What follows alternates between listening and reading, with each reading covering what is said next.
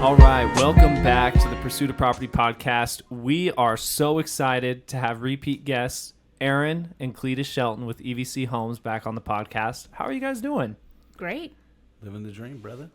Dude. Did you notice the glasses? Yes. I did. I noticed that the first second Homes. you sat in here. Boom. Styling. Branding. For those of you who are only That's on a tax audio, write-off. for those of you on audio only, she's got the EVC Home glasses frames etched in, looking amazing. In orange. In orange.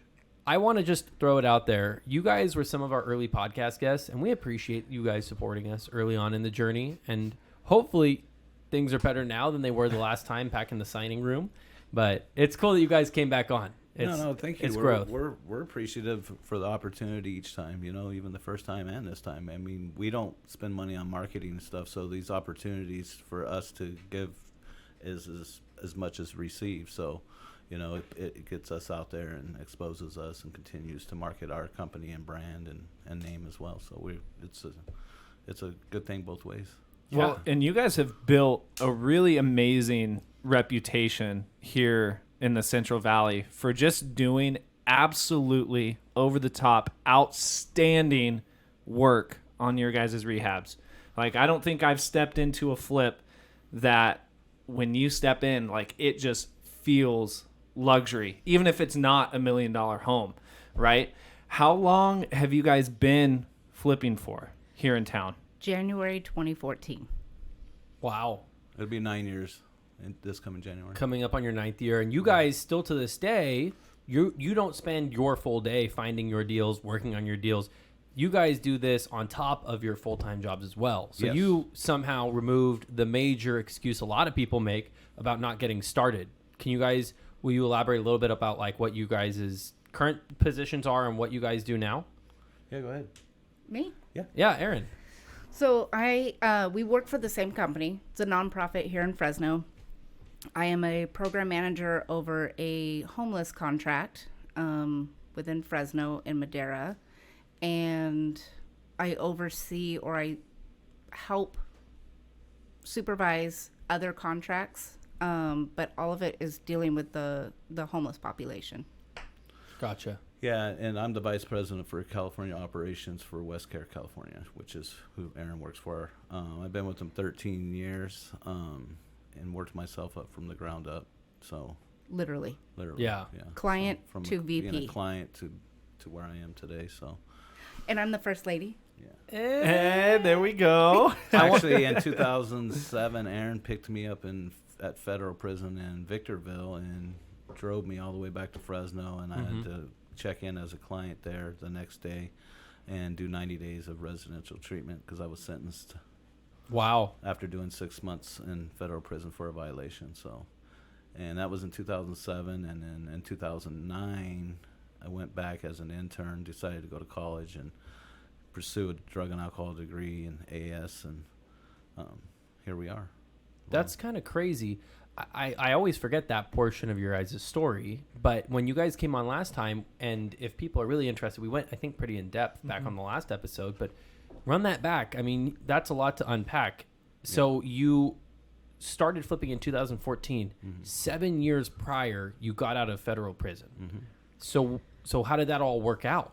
The year prior to that, we were homeless, living out of the car. In 2006, we were homeless, on the run, living out of the car. Bonnie and Clyde. So I was the wheelman. So talk to us. So you guys obviously you were dealing with stuff then, and I think again another excuse people will say like, oh my gosh, well my history defines me. So you guys got out of that position. You were homeless, in prison. You dealt with all that. Then you guys jumped immediately out into rehab, and then turned your lives around, and then came back to help, and now you help with a nonprofit full time. When you guys are clearly in a position with your business, you could walk away today, but you're still helping people. Yeah, because from the beginning, when we made a decision to get into real estate investing, it wasn't about replacing our job. It was about a better retirement when we were ready to make that decision. 401k, Social Security, we already know what those look like. We have parents and people in our lives that we've had to help support that, or are currently helping support to make ends meet because they're living off of Social Security and et cetera. So that was the whole purpose, right? That and enjoy something that we both enjoy doing. We love what we do. You know, when you talk about when you walk in one of EVC's homes, it's because we pour our heart and soul into each and every one of them. We're passionate about it. I've always wanted to be a designer, and this is the way I could live as a designer without going to schooling, because I have a natural, I mean, I don't mean to toot my own horn, but No, I do you're have a natural 100% right. I have a natural talent for it. I mean, there's things that I learn every single flip, like, oh shoot, if we ever get this floor plan again, I'm going to do this different. So, I mean, there are some mistakes that we do make within our flips, but we learn from it, and the next time we have the opportunity to, you know, create something, we keep that in mind. Yeah, I was even going to say, I know we can both attest to it. Talking to you guys, the feeling you get when you walk into one of EVC's homes, the passion you can feel is just overwhelming. Just talking to you guys, hearing you guys talk about your deals or show people through your houses that you guys are working on, it is really, really cool to see. And 2 deals that we wanted to kind of highlight and bring you guys on to talk about were, 1, your $1 million flip over on Van Ness, and 2, your Santa Ana flip. And we can kind of go in that order and kind of just shoot the shit and talk about it that way. But let's start with the Van Ness flip. Well, first off, let's correct something. Yes. They're both $1 million. Oh, flips. both. Boom. They both there we sold go. for 1.1. Boom. All right. Love it. All right. So let's just jump right into it. If you haven't, by the way, if you have not followed EVC Homes on Instagram or Erin and Cleadus, either way, you should be following them because you get to see design inspiration every single day. So let me put that out there. But these homes have been projects for a while. So let's talk about, like Kate said, let's jump into Van Ness and hear kind of that story. It's a long one. Ugliest piece of crap house ever. On Christmas Tree Lane Ugly. in Old Fig. One of Fresno's most, well-known streets, Absolutely. Van Ness. Yeah, I mean, it actually, the people that even lived in Old Fig didn't even know there was a house there. That's how depopulated and overran with trees and bushes and just... It was hidden behind the jungle. Yes. How did you guys even come across the deal in the first place? It hit the MLS. Chris told us, he went and looked at it, and he told us, you got to come see this house. He went to look at it. He walked through it. I was like, hey, did you take any pictures? He goes, no. He goes, my pictures suck anyway. And I was like, well, what do I know what I'm working with, So not till Jason Pritchard posted it on his story, I seen his story pop up, and I was like, oh, what is this? Oh, cool. So I watched his entire story and was like, what the hell are we bidding on? Because this is awful. I mean, holes in the walls, the adobe's just crumbling, and I mean, it was disgusting in there. The house itself was like, okay, the house wasn't scary at the end of the day. It was messed up, but we've seen 100 messed up houses, right? Flipping that house wasn't the problem for us. We already had experience flipping the house. It was the area. The area, it was the landscaping, the things that, a half acre of prominent landscaping, Van Ness, Christmas Tree Lane, the kind of, just like all eyes on me, corner of Ashland and Van Ness. Not dealing with, had never dealt with such a big landscaping project on a flip. So we didn't have numbers from experience on what that potentially could be or not be. Right. Going into the deal. We knew that at that time when we closed January of 2021, that the comp was $850, and it was right across the street. So what was it listed for, and then what did you guys close on it for? It was listed for $500. There was 20 offers, and how we got it, I'll tell you the secret to how we got it was there was 20 offers, right? So I told Chris, call the agent, find out what the seller really needs, what's going to help them the most. And it was closing fast and allowing them to stay there for 45 days so they could figure out with the money for free too. We let them stay for free. Mm-hmm. Didn't charge them. Gave them 45 days after closing to move out. We did make them put 10 grand in a third-party custodian. So if they weren't out on the 45th day, just to keep everybody honest, right? Yep.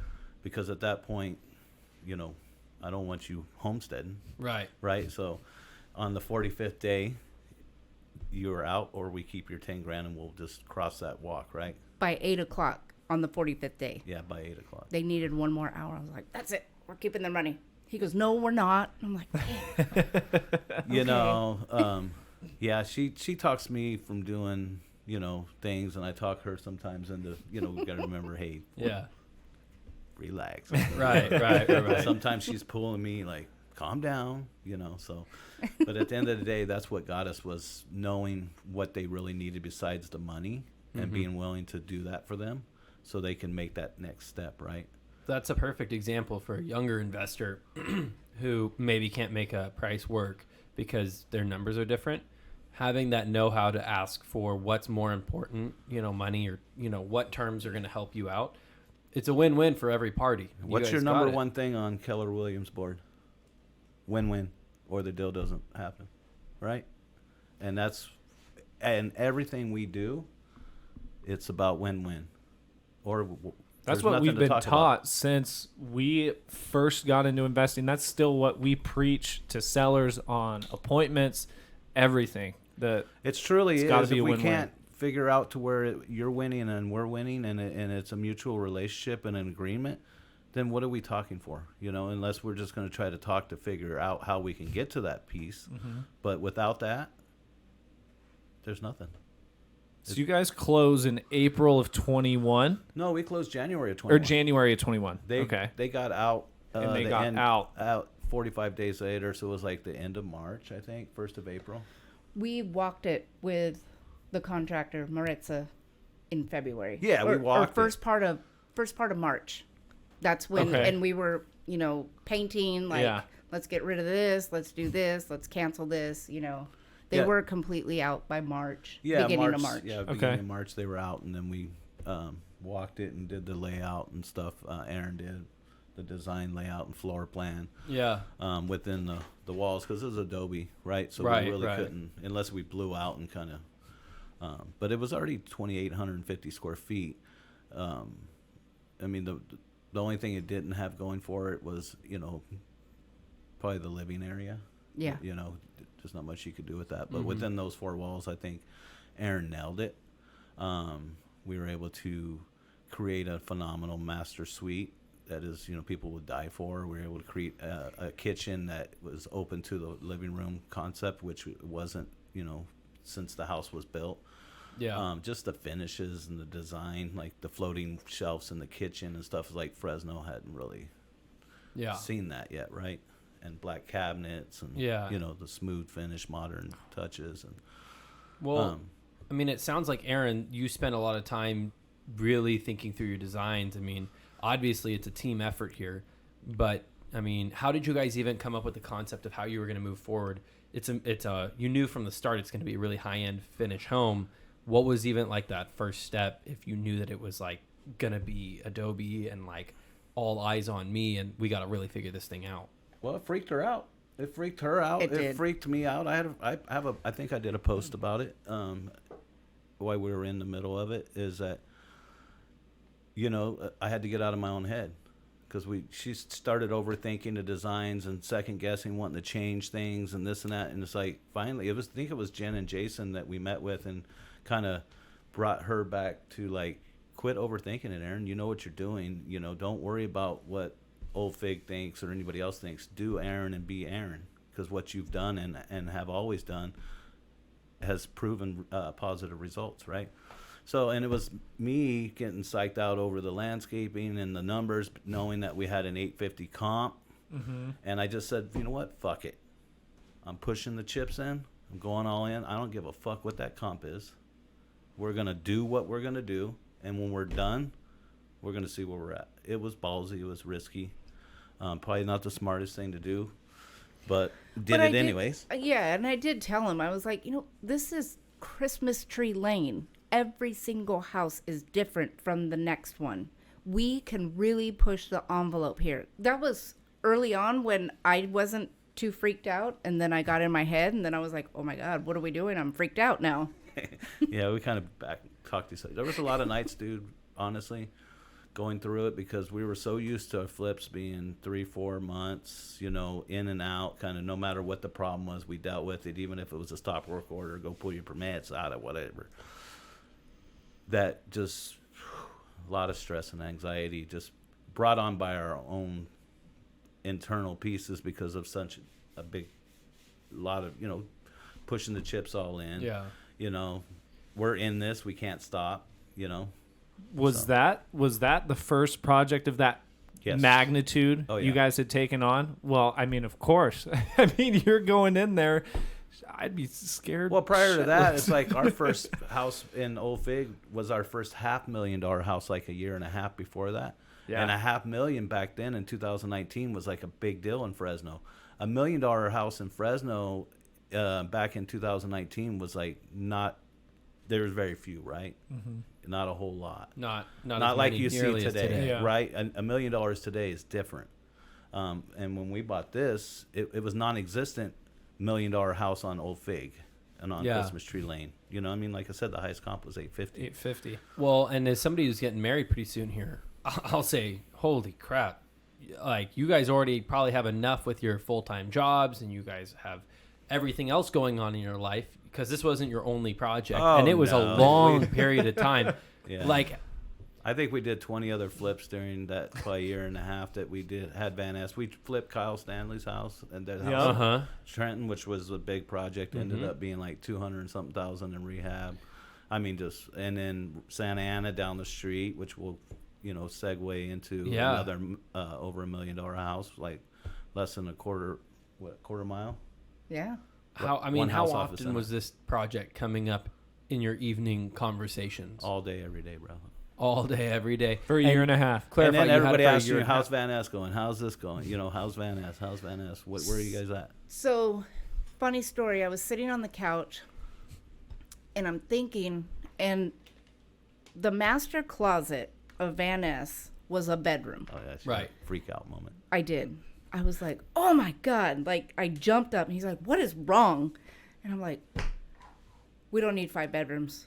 We need a badass closet, bathroom, master suite. And he's like, okay.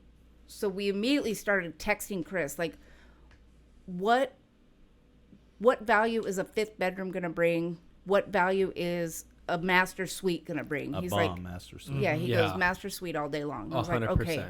So we went there, big pile of dirt, big hole in the ground, because there was already an existing bathroom. It was just a very long, narrow bathroom.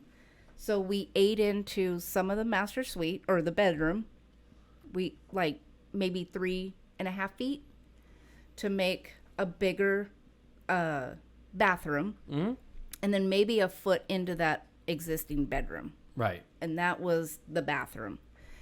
And then, I mean, sleepless nights, you know, I'm just like sitting there on Pinterest, like, how do I design this bathroom? We were sitting there and I was trying to draw it out on the wall. And I'm like, you guys, I need a little bit more time and not all eyes on me, because this is a lot of pressure right here. So I went home and I started looking. I seen a bathroom. I was like, that's it. We could do exactly this in that space. And I have like a free app that Magic plan. yeah, Magic Plan. I eventually bought, you know, the paid version, but I just drew it out. I knew what the measurements were. I just drew it out on that. And then Maritza gave it to her plumber. She printed it out for him. He was using that exact plan. I found it sitting there, you know, like dirty fingerprints all over. I was like, oh my God, he's actually using my plans that I created. On the free app. Yeah. It just goes to show you. I mean, you don't have to have the craziest tools if you have the good talent, right? If you are creative, there's definitely a way to make it work. And as somebody who walked through it, I wish my master suite looked like that. I think you're 100% right. And if you ever had those moments of doubt, why did I tear out a 5th bedroom? The way that you laid out the master suite, in my opinion, was probably one of the big selling points of that interior of that house. Because you walked in, gorgeous vaulted ceiling, huge bathroom, the walk-in closet with all the storage and everything. It was done to the nines. Thank you. to the nines. Thank you. Yeah. Side note, I know we're talking a lot about it, and you mentioned it earlier. Go to EVC Homes Instagram, search up Erin, search up Cleadus. Go find all of the videos, the photos of this place, because this place is freaking killer. What was the address, too? You could look it up. 4190 North Van Ness. North Van Ness. So let's talk about the outside. We talked a lot about the inside. Definitely, you guys you blew it out of the park. But part of the scope of this project that blew me away was when we came over, we didn't have any landscaping done. And you showed us all the chalk and here's where this is all going to lay out. The next time we saw it was at the giant party. Yeah. Right. And it was a completely different property. So what was that like? Actually, you know, it felt good. It was a sense of accomplishment, right? To finally bring the whole thing to a final resting spot. And it all come together to where it flowed from the moment you just drove by the property or pulled up to the property, and just, you know, to be able to have the teams, you know, like Premier Scape, Matt, him and his team, you know, they crushed it. They helped us with the design. We did what do they call it, remnants, early on. Rendering. Early on what we thought we wanted, and we about 85% kept that rendering. Had to do some tweaking to be able to get, you know, down to real stuff. Mm-hmm. But it was... we had to tweak because the county sicked their attorney on us. Yeah. What? If everybody doesn't know that, I got a phone call as the tree company's there demoing all the trees on the property, which was like 50 trees. We didn't know when we bought this property that from the center of Van Ness, 60 feet to the right and 60 feet to the left at Van Ness and Ashland on Van Ness belongs to the county. It's called the right-of-way. Mm-hmm. Wasn't in the prelim, wasn't in disclosures. On Ashland, it's the center of the road, 30 feet both ways. Yeah. Okay. Got a phone call from the tree guy when they were demoing all the trees. He goes, "Hey, Cleadus, there's this pine tree leaning on the corner of Ashland and Van Ness. It doesn't look safe. What do you want me to do?" I said, "It don't look safe." He said, "No." And I said, "Well, then cut it." I didn't know that tree wasn't on our property. I didn't know that tree belonged to Fresno County, and that tree was donated by a very prominent board of supervisor who was now in Congress.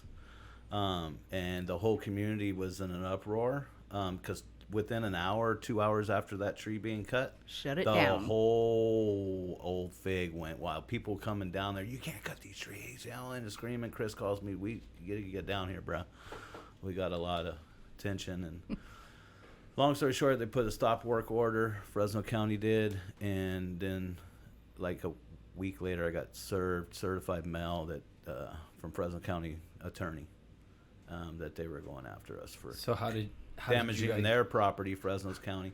I didn't lawyer her up. I just met with the lawyer, and he kept insisting that, "Hey, do you sure you don't want a lawyer?" I said, "No, absolutely not." I said, "I'm not here to do but one thing, is just make it right. How do I move forward?" Mm-hmm. Yeah. I apologize. He goes, because his first question when he answered, I got on the phone with him, he goes, "Are you from Fresno?" I said, "No, but my wife was born and raised So throw here." me under the bus. I almost said no, but I got busted in Fresno just because who I am and the way I talk openly. But I no, but my wife is born and raised here, right? And he goes, "Well, because do you know what Christmas Tree Lane?" I said, "Listen, bro, yes. We just didn't come in there and just say, 'Fuck Christmas Tree Lane, cut this tree down, don't give a fuck.' That's not the case. So if you're thinking we're some out-of-town investor and we don't know what the Christmas Tree Lane is, yes, we know. Did we know that tree didn't belong to us on our property? No. It was an innocent mistake. I've been trying to ask the road development county department for 3 weeks on how do I fix this, and nobody would talk to me. So until I get a letter from you, and now here we are at the table, you're wanting to resolve this, but, you know, with being an attorney, right? Right. I said, I don't need to lawyer up unless I get down the road with you and I feel like you're trying to do something that isn't fair or right, doesn't feel good, then I may exercise that right later. But right now, I just want to move forward, and I want to apologize, you know, take the humble route. That's the truth. And it's good. You're supposed to own up to it when you Yeah. make a mistake. And you guys aren't like malicious people. Exactly. And you guys care about the community. Look at your Exactly. freaking jobs, you know? Exactly. And that's what I told him. I said, we work for a nonprofit. We're local investors, brother. I said, it was an innocent mistake. And, you know, me and Erin, after that, we came to an agreement with Fresno County, got it in writing, 50 grand in a lot of, you know, planting 2 new Christmas trees, all kinds of trees down Ashland, and then also not only that, the grading, and then ADA walkways from down Van Ness and Ashland, and we lost 5 or 6 months. And not only that, we had to run, you know, irrigation to everything for the rest of the for as long as that house is owned by anybody. So it's even when we sold it, they had to, you know, sign. They understand they got to water these trees and stuff, and it. But then, like a month later, me and Erin got a call from one of our friends that live in Old Fig, and he says, "Hey, your address, Van Ness, is on the agenda on Old Fig monthly meeting. They have their own Right, HOA. meeting." Mm-hmm. So he goes, "I'm gonna send you the link. You guys can sign in, so you can see what they're gonna say or what's going on." So we did. We sat there, and they knew somebody they didn't know that was normally present. And they said, well, there seems to be somebody on here that we don't know. And so that at that moment, I just told them who we are. I'm Cleadus and my wife, Erin Shelton. We're the owners of the house on Van Ness, and just broke it down to them, basically what I told you, you know, how innocent it was, how we didn't know that wasn't our property, and that we're already in negotiations with Fresno County and are going to make it right, and it's going to be more than what we did at the end of the day. And for that, we apologize. It's not like we just came in and wanted to shit on Christmas Tree Lane, right? Right. And I said, just bear with us. When we're done at this, it's going to be way better than it ever has been. You guys were adding value to the neighborhood, too. Right. You know, you had a shithole house, and you turned it around. You sold it for, you know, a ton of money. Let's talk about that. But, you know, it seems a little crazy. I get people being frustrated, but I'm glad that you guys handled it with grace, and it all got resolved. And I think the right thing's the right thing, right? Right. Honesty, openness, willingness, Open and honest communication. You know, those things. It's just, you know, that's the only way we got to go, right? I had to take my beatings, you know, verbally here and there, and those things. Yeah, and it's like, you know, but I get it. Some people are very passionate about certain things in particular. Yeah. And then you guys listed the home. Obviously, the market's been interesting since you guys sold it, but even before, things were starting to shake up when you guys were working on getting it in escrow and wrapped up. You know, any crazy stories during that? I really don't know anything. Well, let's talk about the party. The party was Yes. legit. The party almost didn't happen. Really? Because Well, of weather. the weather, it Oh, yeah. poured like an hour before the party was supposed to start. We had everybody, all hands on deck. The tent company sent a guy, and he's trying to knock water off of the tent. I mean, because the tents were caving in. It just was a torrential downpour. And you're not talking about cheap tents. No. Right. And then, you know, the party planner, she brought the stylist, she brought all of her stuff. It looked beautiful. And then this downpour, she left to go get ready to come back. She came back and she's like, what the fuck happened? I was like, oh my God, we're going to fix it. Just, you know, give us like a half an hour. We're going to fix it.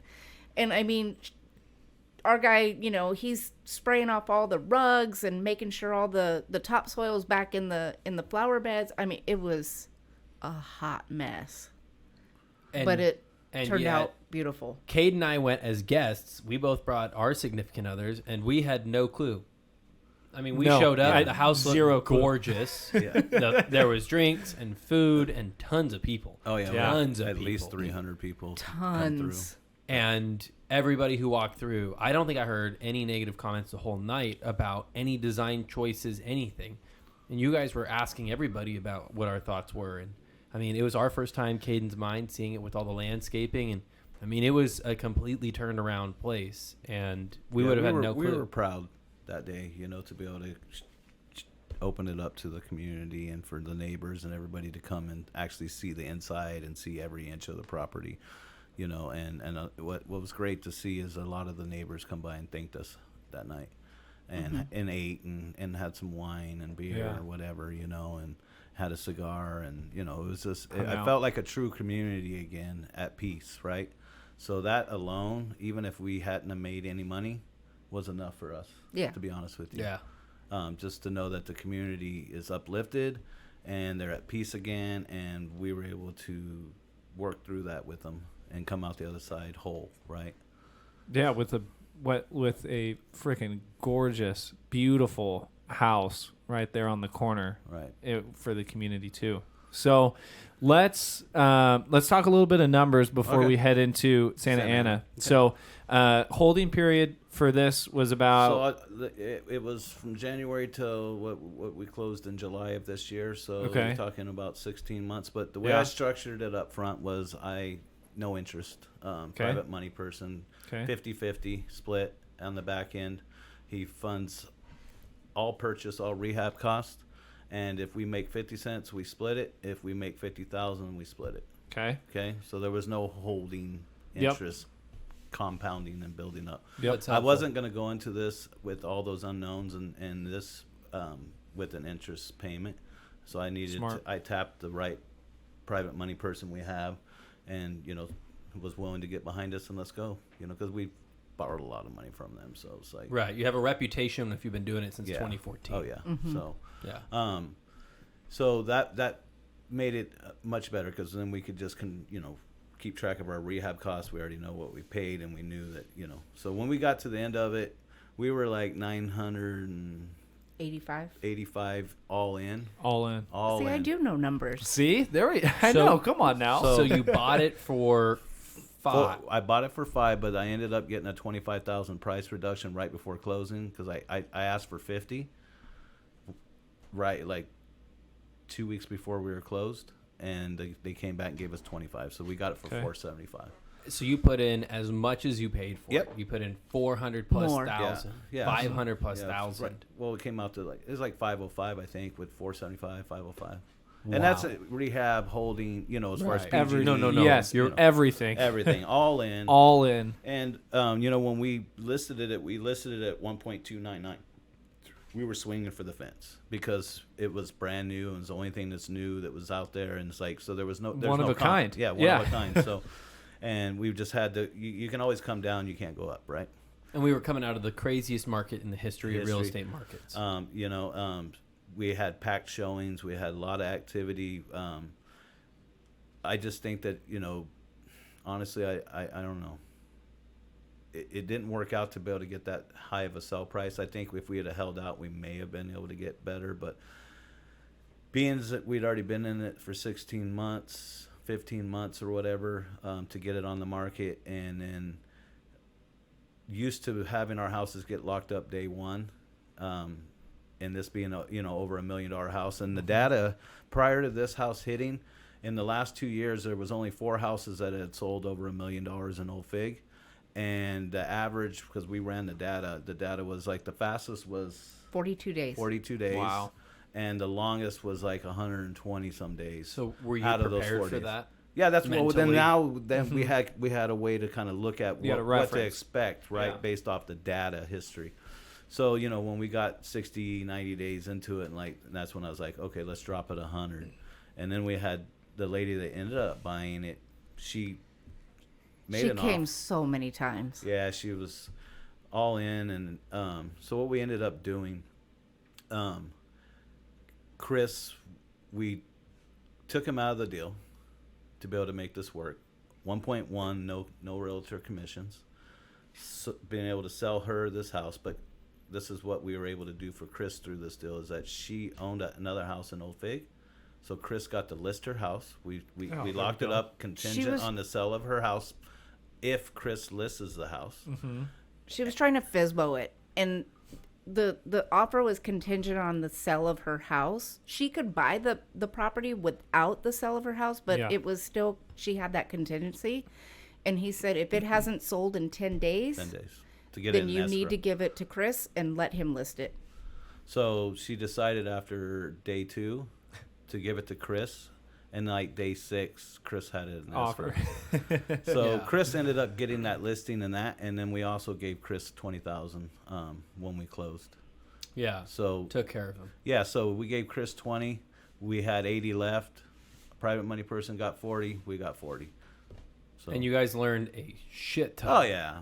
And you guys also had tons of content. Remember and what you I said guys earlier? Did everything. The comp was $850 across the street, and we sold it at 1.1, and nobody lost. Tons of experience. We drive by there forever for the rest of our lives and know that we did that. You guys did that. You know? And I think it's badass. I said earlier how we learn, I learned design mistakes that I've made. Well, we went to dinner with Chris the other night, and he's like, yeah, it would have been really cool to turn that wine room, instead of a wine room, make that the laundry room. And then you could have made the dining room a little bit bigger. And I was like, where were you a year ago? Why didn't you say any of this? Well, hindsight's a motherfucker, right? Yeah. Well, when you have 18 months to think about it. I was like, man, why didn't I think of that? Well, and let's jump into the next one, which you guys definitely blew everybody's socks off on, was Santa Ana. For those who don't know, Santa Ana is right next to Van Ness, also Christmas One Tree house Lane. off. Yep. And we went and visited it, and you guys have been posting a ton about the Van Ness deal. I didn't even realize that you had an equally amazing house just down the street you were working on at the same We time. closed Santa Ana 2 months after we closed Van Ness when we bought it in 2021. We bought it in March, and we bought it for $400,000. And talk us through that deal. Well, that deal was Best kitchen ever. For sure. Yes. Yeah, I Hands told down. Erin when we were Hands there down. meeting with the contractor and stuff, I said, you can do whatever you want within the walls of the house. And within like 15 minutes later, she was like, I just looked at Maritza. I was like, can we just entertain something real quick? She goes, you want to move the wall out? I was like, yes. I go, how much extra is that? 20 grand. Let's do it. So you blew the wall out in the kitchen. And for anybody who hasn't seen it, what's the address? 621 East Santa Ana. So if you're looking at the photos online, you're going to see that the kitchen is giant and it's super Two usable. 10-foot islands. I mean, just a commercial fridge. Baller. Yeah, straight baller. And it Wall looks- of pantry. 2 dishwashers, 48-inch cook stove. Looks I mean, into just- the awesome living room with the giant slider, all views out to the nice backyard. Yeah. And it had the breezeway, and we decided to close that in and make that like another junior suite. Dude. So when I got Vince brought me that as a pocket listing because, like I said, we don't market. It's all relationships. How we get all of our deals every day. Right. People bring them to us, wholesalers, agents, people, whatever. Right. So Vince brought this to us, and I was gonna lock it up, but we had never done a deal with Jason, so I just called him up and I said, listen, I got this deal. It's one house off Van Ness. It's a killer deal. You want to partner? You bring the money. We got the deal. We'll rehab it. You stay out the way. If we need something, we'll holler. He goes, let's do it. So we brought Jason and Jen in on it. And then when we were there and Erin wanted to push the house out, so I was like, okay, Maritza, before I call Jason, because he's in bed with us, 25, 30 grand, is that what the extra is going to be, to push this all out? So Jason agreed it's 100% that, we'd be stupid not to support Erin's idea and expand the square footage and add an additional bathroom and a mother-in-law suite out of it. So that's what we did. The crazy thing is with COVID and, we had submitted the drawings and stuff, it took 5 months to get the plans approved. And then it triggered Title 24 where they wanted, because we expanded the house over 250 square feet, it triggered Title 24 where we had to put fire sprinkler system in it and, all these special conditions. Yeah. Henry was just telling me how expensive that is. Yeah. I mean, it's 12 grand, right? Basically 10 to 12 grand on a 2,000 square foot house, and depending on how big. But I mean, it's just that, and it's just extra steps and more permits and more pieces. But Fresno County to approve the plans took 5 months. So from March to when we submitted plans, I think in May, it was June, July, August, September, October. It was the end of October before we got the green light to go. Wow. And talk us through that. I mean, you guys did an amazing job on both homes. Obviously, we saw a lot about Van Ness, but when you walk into Santa Ana, just like Van Ness, you walk in and like what Cade was saying, like you can tell this is not a normal flip. No. This is a remodeled home. You guys remodeled it, almost describe it. You guys remodel your homes as if you were going to live in them. Oh, absolutely. And I think that shows. Because that's one of the exit strategies. If they don't sell, we'll buy it. There you go. Yeah. Oh yeah, we were gonna, if we wouldn't have been able to sell Van Ness or whatever, we would have moved in it. You know. He would have moved in it. I would have moved into Santa Ana. Santa Ana. I really liked Santa Ana. Yeah. I thought that both did were too. really awesome. The reason I liked Van Ness because of the driveway and just that Yeah. Yep. setback and that Yeah. piece to me, I felt like I was the big dog on the block, right? Yeah. Yep. Yeah. You know, the Well, gates it swing is. open. It's like, what is that old show? Pimp This House or whatever, the one where it's like MTV Cribs? MTV Cribs. That's what I felt There we like. go. Sitting out there blowing my Black and Mild, drinking my Monsters, just looking and being proud On the of front porch. on the front Kicking porch. your feet up. You know, I mean, you got congressmen jogging by and their housewives and stuff, and Yeah. I'm out of pocket, right? Yeah, I think It's I not think I big. saw Jim what's his name? Patterson? No, Costa. Jim Costa ride by on his bike. I was like, Hey. hi. You know, you just I It's a don't know. cool spot. Yeah, it's beautiful, man. And driving down Christmas Tree Lane with all the trees, it gives you a certain feeling, right? Yeah. And They definitely know our cars in Old Fig. yeah, we lived there for the last year and a half with Yeah. both those projects, and a lot of people respect us now. That's that's good. Like, that's our fifth house. Those two, after those two, that was our fifth we've done in Old Fig. Yeah. And now they bring them to us from Old Fig, certain people, because they agents want that it, live definitely there, because do. they don't want just anybody flipping it. Yeah. Because they want the value, they want the goodness there, right?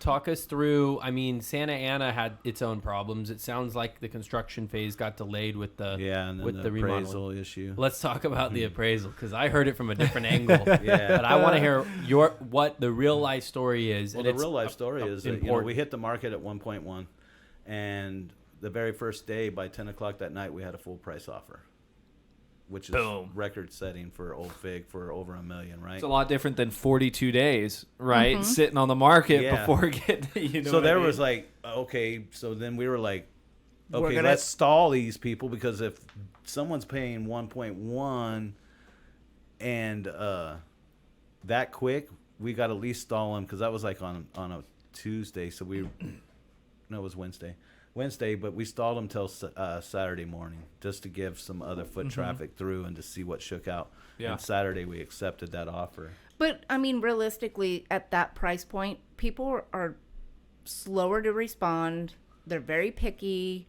They want to go out and look at the property multiple times before they make that decision. It was better to just accept that offer. Yeah. I think the moment they walked in the door at Santa Ana, it was instantly became something emotional, because they just fell in love with it, and they just blew past the rational part of their brain. Well, right? Victoria Butler's parents went there, and her mom, she's like, literally took my breath. I was like, wow. Usually babies do that, but I mean, wow, a house? No, I mean, so my experience with people at that price point is they'll pull the trigger quickly, but only for the perfect house, right? And so it sounds like you guys did a really good job of designing somebody's perfect house. Right. And not to say anybody else probably didn't like it, but to say that person pulling the trigger on day one, It just met all their boxes. I mean, they walked in and they said, I'm willing to spend this kind of money because this house is perfect. Right. And it was really, there was nothing left to do. Yeah, no, there wasn't. It was a Every inch perfect of house. half-acre lot, beautiful. There was something left to do. Uh-oh. We drove back by a few months later. It was like last month we drove by, and there was 3 redwoods in the corner of the yard that, I mean, they needed to go. I mean, they needed to go bad because they were very old. They were, limbs kept falling down. They weren't maintained well. They chopped them down. Oh, they did. They ended up chopping them down. Yeah. Yeah. So how long? So you guys, you had that 5-month, 6-month delay until October. How much longer did the rehab take until you guys were It done was the and end of escrow October, closed? So November, December, January, February, March, April. It took us 6 months. Okay, 6 months Yeah, to we close. we hit the market. I think was May 1st, 2nd. Okay. Yeah. And how much comparing?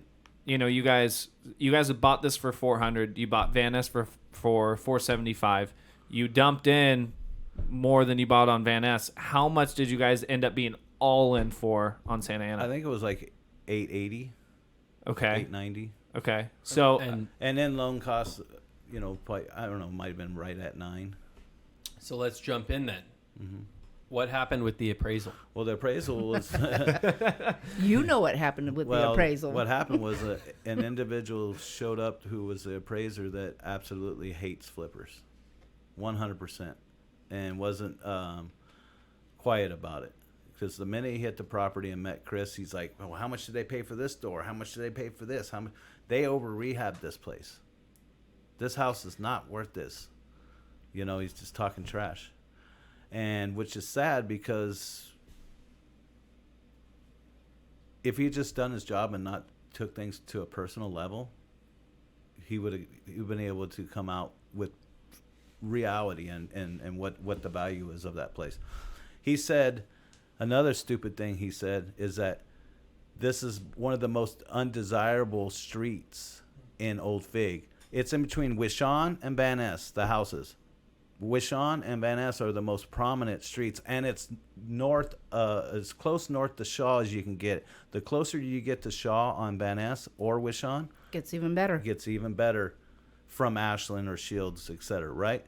So you're far north to Shaw as you can get, and you're in between Van Ness and Wishon, one house either way. Mm-hmm. There's $2.5 million houses being built across the street. Beautiful houses. How is it undesirable? How is that an undesirable street? So he just was finding everything that he personally wanted to throw in there to drive down the value. So he brought the appraisal in at $745,000. Holy. You want to talk about your heart drop? when you guys are Well, into how it did for that- $150,000 more than what the appraisal's coming in at, like, Yeah, we just lost 100. I mean, and the deal's done. We can't. I mean, you know what I mean. So yeah, but it's not so unrealistic. It's like, okay, that's crazy. yeah. If like, you would have come came on. in at 950 Andy's- or $1 million, then we would have Harder been to like, you argue. know what? And Then he we didn't can- even rate it right. He rated it as moderately fixed up. You've got to be kidding. Yeah. Yeah. Oh, come and on. Van Ness it was down the street. Van Ness was a comp, but Van Ness wasn't pending yet. Van Ness was pending. It was pending. Oh, so it It was okay. pending, so he used that as a comp. But he gave Van Ness a higher quality. Little did he know that it's the people and the same people did the same work. exact. Exact. And he gave us the lowest quality on Santa Ana, but the pending comp, because he didn't know it was ours, he gave it the highest rating and gave us a $150,000 deduction because of the difference in quality. You've got to be kidding me. It's the What- same quality. what- okay. If not better. Can I If not hear? better. Can I hear what went through your guys' heads as a group? You three, including Jason and Jen, or four. What was the general consensus when that came? Well, out? that it's so far off that it's ridiculous. We know it's not real. So our next move is going to, here's the options. Either they move the loan and we get a different lender so we can get another appraisal, or we The just deal's cancel done. escrow and we put it back on the you'll market. get way better than 740. On Oh the open yeah, market, I'm right? not. Or I'm moving in. I'm not. Yeah. I'm not gonna drop Yeah. 150K to lose a No, beautiful home. no. And it's stupid, bro. I know the value of that place, right? 100%. 100%. And we knew the buyer knew the value of the Yeah. home because they were 'Cause willing to they were pay willing the to one do it. all day, and they're qualified. So we ended up rebuting the appraisal. He came back. He raised it 100,000, 105 to 850, which was still stupid. Yep. He had the square footage wrong. He was this and that. He was still beating it. He just didn't want. He was done, right? He didn't even want to do that. But so we moved the loan after that because we had to go through that process before we could say, you know Right. what, we got to have a legitimate reason to move this, right? So Right. they moved the file, and another lender took over, and we got it. So I made phone calls to people that I've known and been in this business for 30, 40 Who was years. the first phone call? Mark Navarro. Who's the second? Who was it?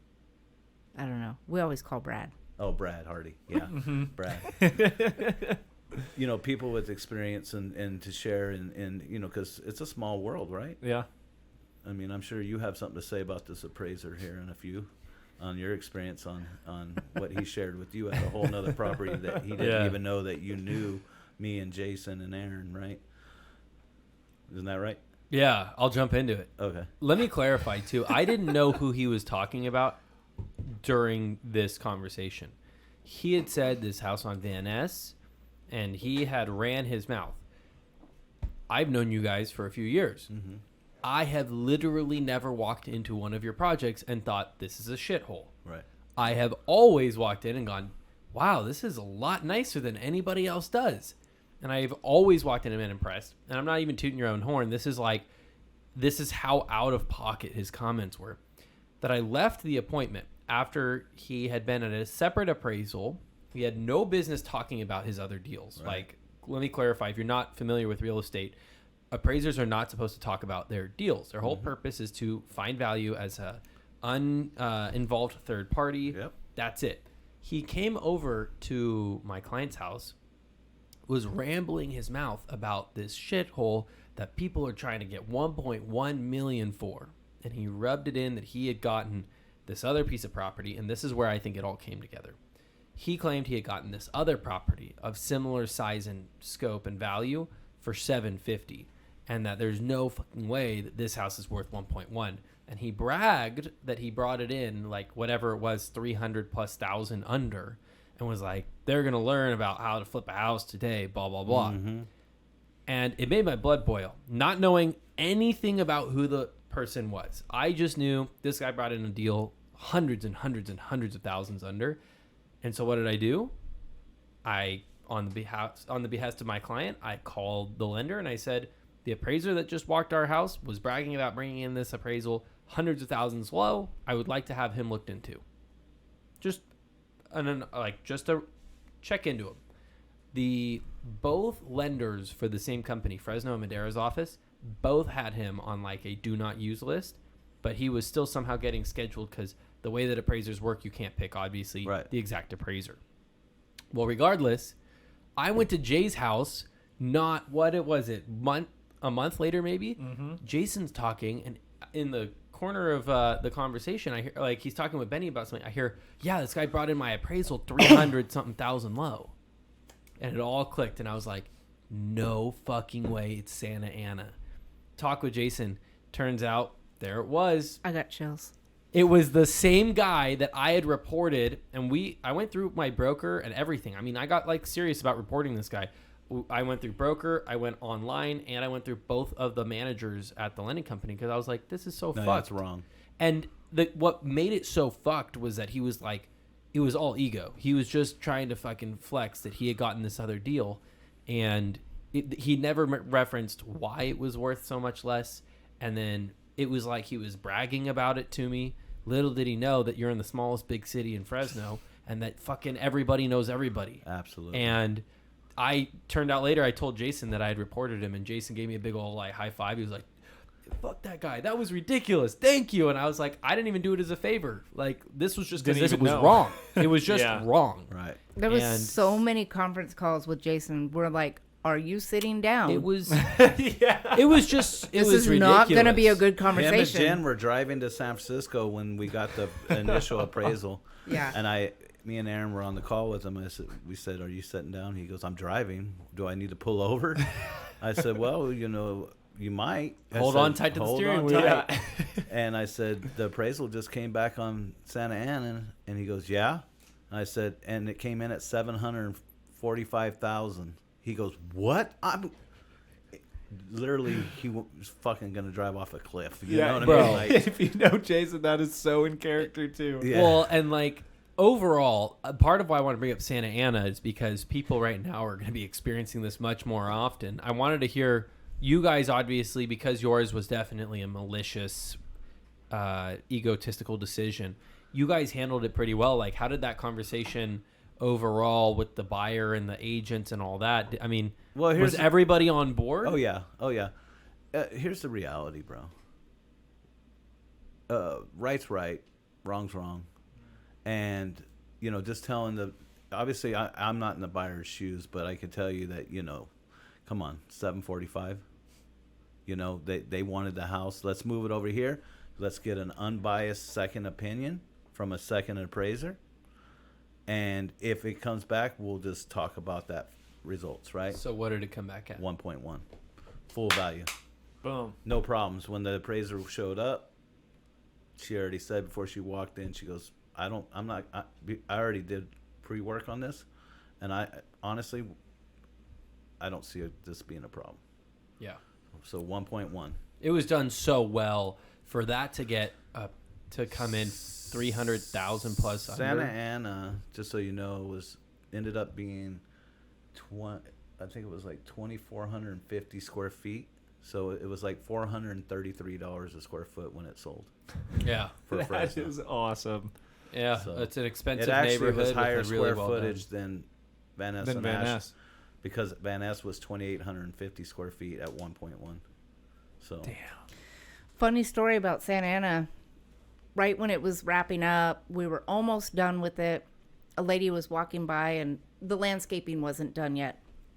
And she's looking and, I'm standing outside looking at it, admiring it. And she's like, oh, this is such a beautiful house. I'm like, oh, thank you. And she's like, oh, are you the owner? And I said, yeah, me and my husband, we're flipping it. And she's like, oh.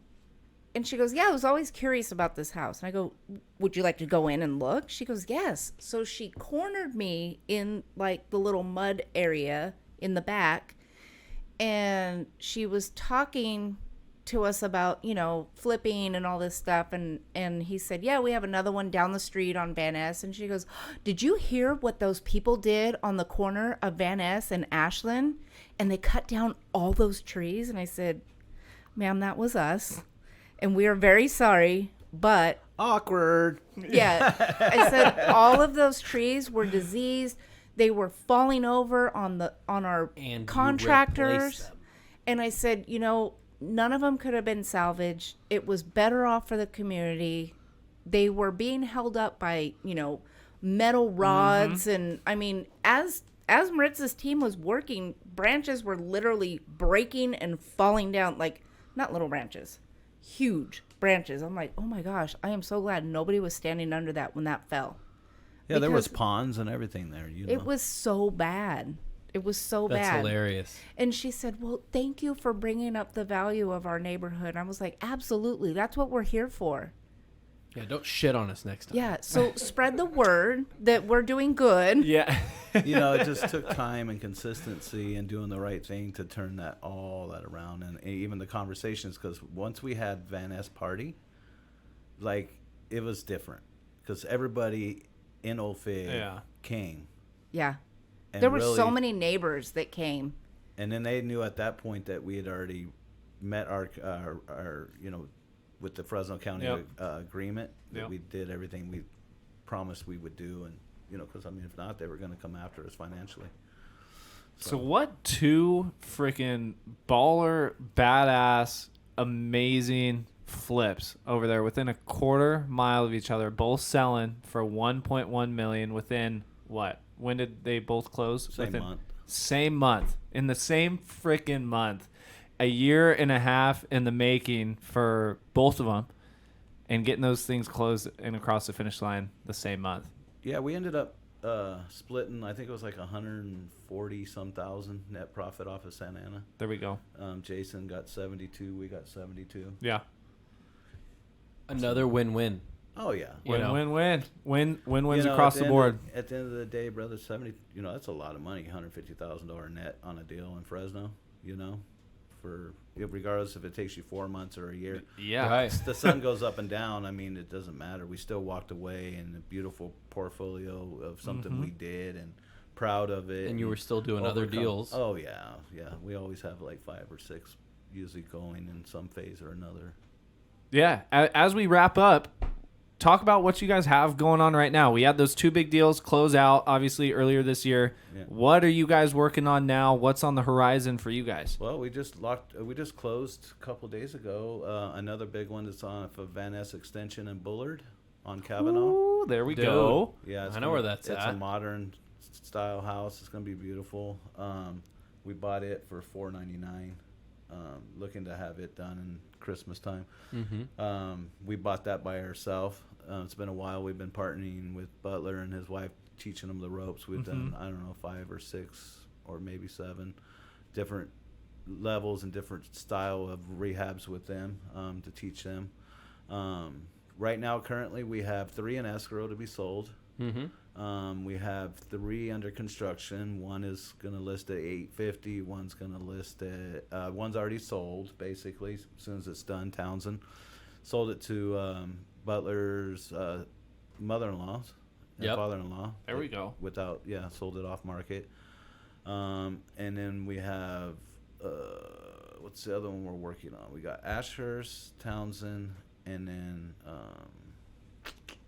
Lafayette with Jason. Oh my gosh, yeah. Yeah, we brought another deal, and I called Jason. When the deal got brought to me, guy messaged me in Messenger. So I was gonna lock it up. I got it for $162. It's a 3.2 with a pool in 05. And they're giving us all the brand new windows for the place because this guy in Vegas bought it, was gonna flip it, and then kind of got like scared or whatever, but just wanted to walk away. So I called Jason. I said, listen, let's partner, but let's flip the roles. I'm bringing the money. I'm bringing the deal. You're doing the rehab. There we go. That's kind of cool. You know what I mean? Like, yeah. We get to just sit over here and hang out. Yeah, hang out. If you need something, let us know. Because Morgan's great. Oh, she's awesome. It's so funny. She hit me up. Hey, Erin, do you have any design styles that you want to? I don't care. That's my design. I really don't care about this one. Yeah. I trust you completely. You're going to do a great job. Just do your thing. Again, it's about win-wins, right? Real quick, I hate to interrupt, but if I just lost a second deal to Jason in a month, I'm gonna be heated. Is it this house right here? Yep. Wait. It's Lafayette with 3.6. 6.5 or something? No.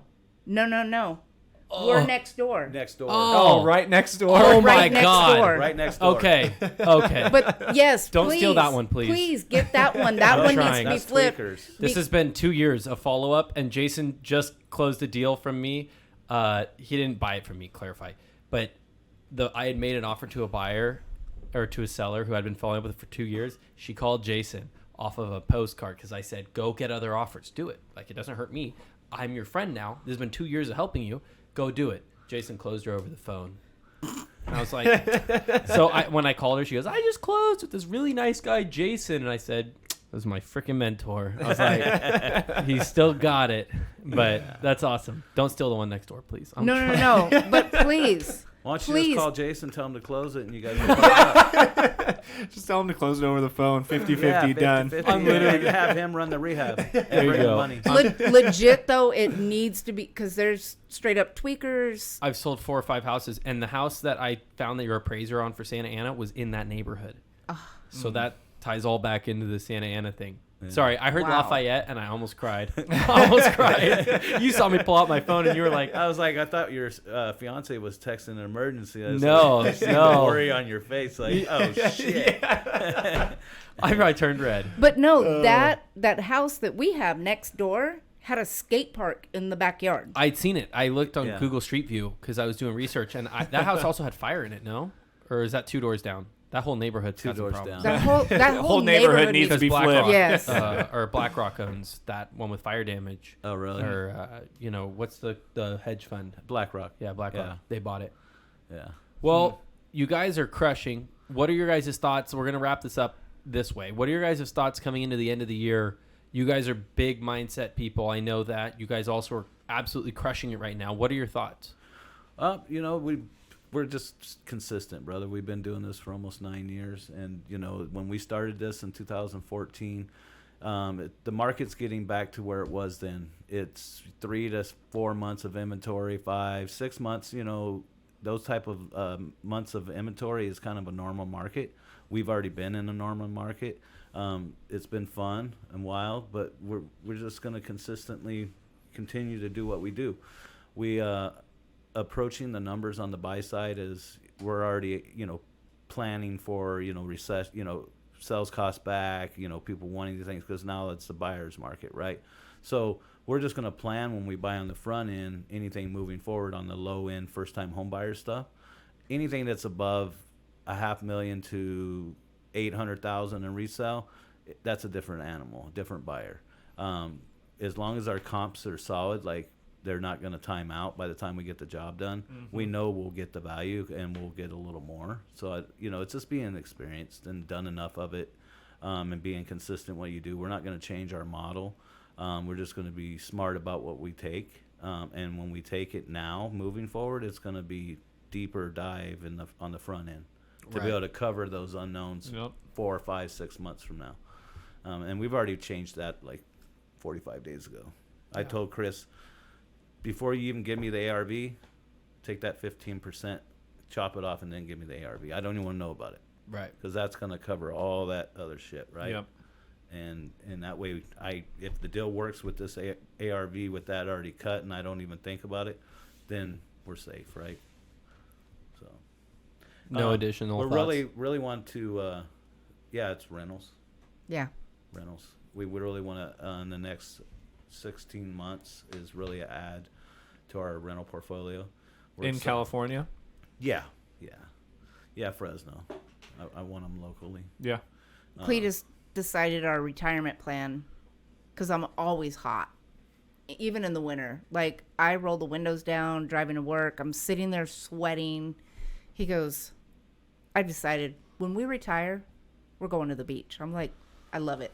Yeah, we're going to sell off everything and just cash out, in 15 Constant years. 70-degree weather. I love it. I'm all Beautiful. for it. We're going to start looking for the house now, though. Yeah. I'll Because keep an eye out then. Yeah, Morro Bay, Pismo. Area? Yeah. I love it. Yeah. Where can people find you guys on social media? Well, for me, it's Cleadus Shelton on Facebook. It's Cleat Dog on Instagram, and then EVC Homes for Erin manages that TikTok. Instagram. Boom. TikTok There we for go. Cleadus and Erin. Yeah. And then Erin's Shelton on Facebook. I mean, if you want to see pictures of dogs, then you could follow me on social media on Facebook. But EVC Homes, Instagram, it's all about houses. We don't have somebody doing our posts for us. Everything's organic and intimate and hands-on and real. It's from me or from her, and it's open book of who we are in our life and our lifestyle, and we're always trying to help somebody, right? Because you know what, we didn't get here today without lots of people helping us and continuing to help us. Yeah. Every day there's people that help us. Like Brad and Jason, we help each other. You guys helping us by inviting us to come in here and talk, right? That's a promotion for us. Doing the reels of our properties. I mean, that helps us out tremendously. Yeah. Yeah, and just tagging each other and, supporting each other and always having each other's back, right? We're all trying to basically do the same thing, and we're not in competition with each other. Right. At all. No, and I don't think we feel that way either. I mean, we bring you guys on knowing darn well that somebody might have a deal that they feel better fits with your guys' work. And I kind of want to wrap it up on that, knowing that you guys have been a backbone to our community, and we really appreciate you guys coming on, and you guys have shared a lot. And I think there's people that listen to this podcast who aspire to do the level of work you guys do. And I think, it's a good way to keep your guys' face and name in front of them. And hopefully you guys will have people reach out. This is what I say. Don't chase the money. Chase the vision. Okay? The money will follow. And then, getting into this early on, we decided very early, like when we first started to do this, like if we cannot do this the right way, we're not doing it at all. So we didn't want to, cut any corners. We remember that whole experience, first time home buyer, how it felt walking into our brand new home, that the emotions that we felt, that's what we wanted to give to other people. And, there's first time home buyers that can't afford to go buy the new builds, and to be able to give them that opportunity in the lower end home prices and buy it right and do it right and give that brand new feeling where it's new HVAC, new hot water heater, new flooring, new cabinets, new seats, new wiring, everything. In the older neighborhoods where they can't afford to buy, is priceless. So I don't think there's any better way we can end it than that, you guys. Thank you guys for being pillars in our community, in the investment community. Scott and I appreciate you guys more than you know, and we loved having you guys come on for the second time. And all of you guys out there listening, make sure to go back, listen to their first episode, listen to this episode, connect with EVC Homes on social media. They've got a lot of good stuff coming up, and they will continue to have really good stuff coming up. So thank you guys again for coming on. We appreciate you guys. All of you guys out there listening and watching, we will see you next week on the Pursuit of Property podcast.